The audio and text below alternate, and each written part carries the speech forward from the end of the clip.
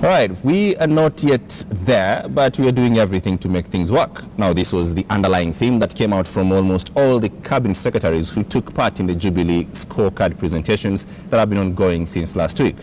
Cabinet secretaries for devolution, water, industrialization and tourism took time to defend their achievements in office as the Jubilee government marked 3 years in power. KTN's Abiagina has a breakdown of some of the milestones achieved vis-a-vis the pledges and challenges.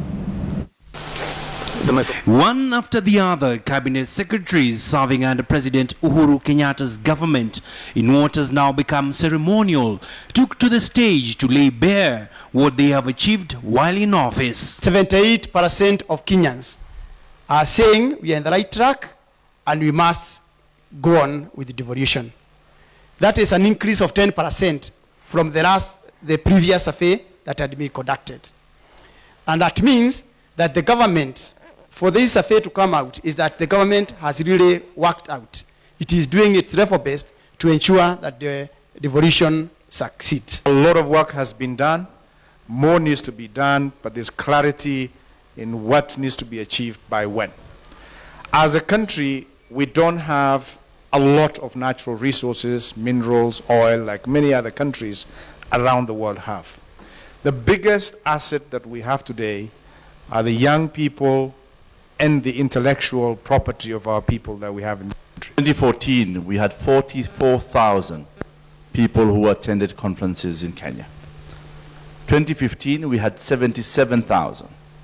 So you could see there's a major increase, and most of our numbers that we have seen has been increased because of conferencing.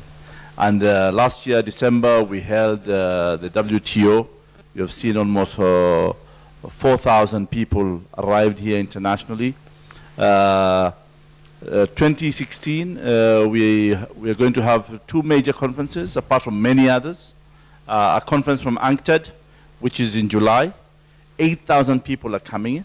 And then we have TICAD, which is the Japanese Summit for Africa, which is again, we are expecting number of heads of states from the continent, and the Prime Minister of Japan is going to come here and discuss about the economic participation of Japan with Africa. Whereas there were some key milestones attained, failure to meet certain pledges such as having a fully devolved government and a vibrant tourism industry came to the fore.